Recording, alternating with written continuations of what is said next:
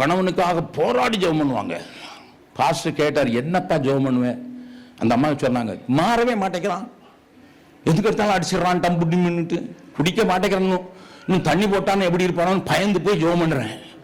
ஆண்டவரே இவனை திருத்தணும். என்னம்மா சொல்கிறேன், நான் டெய்லி 10 மணிலேருந்து 12 மணி வரைக்கும் சத்தமாக ஜெபம் பண்ண அவன் காது கேட்குற மாதிரி. அவன் தூங்குவான், அவன் டயர்டாக வருவான். 10 மணிக்கு நான் அவன் காதுக்குள்ளே போகிற மாதிரி, ஆண்டவரே இந்த கொடிய மனிதனை என்னோடு இணைத்திருக்கிறீர்.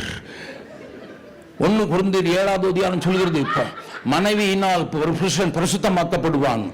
ஆகையால் நான் ஜெபிக்கிறேன், ஆண்டவரே இவனுடைய எல்லா அங்கங்களையும் உடைத்து போட்டு படுக்கையில போட்டாவது அவன் எப்படி ரட்சிக்கப்படுவான்? அவன் எப்படி ரட்சிக்கப்படுவான்? இந்த அம்மா பண்ற அட்டகாசம், இந்த ஜெபத்தை கேட்டா எப்படி ரட்சிக்கப்பட்டிருப்பான்? இவங்க நினைக்கிறாங்க அந்த ஜெபம் இவ்வளவு ஜெபம் பண்ணிட்டேன். எத்தனை வருஷமா சொல்றீங்க? 6 வருஷமா.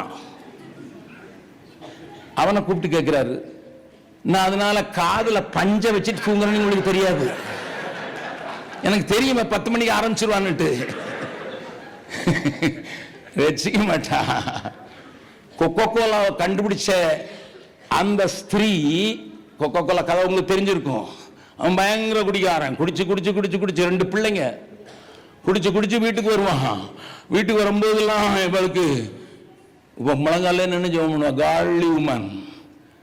ஒரு நாள் குடிச்சிட்டு சாக்கடையில் விழுந்து எந்திரிச்சு வந்து கதவை தட்டுறதுக்கு வரும்போது கொஞ்சம் கான்சியன்ஸோட வர்றான்.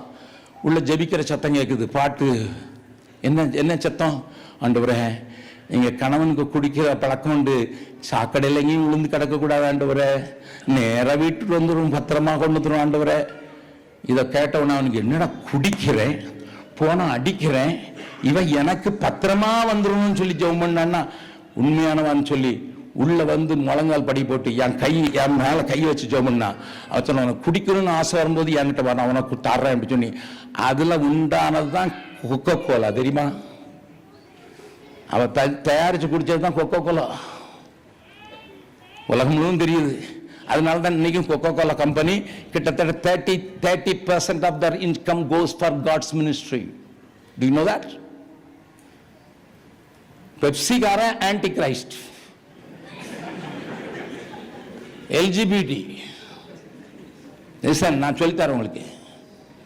அவன் LGBT. அதனால தான் நான் பெப்சி கேட்டாங்கன்னா வேண்டான்றுவேன், வேற வழி இல்லைன்னா தான் பெப்சி வாங்கி குடிப்பேன். எனக்கு கொக்கோ கோலா குடிச்சானா எவனாவது ஊழியத்துக்காக கொஞ்சம் கொடுப்பானு தான். சார், அன்புனால் தான் ஒருத்தரை திருப்ப முடியும். தானியேல் ஜெபம் பண்றான், ஆண்டவரையும்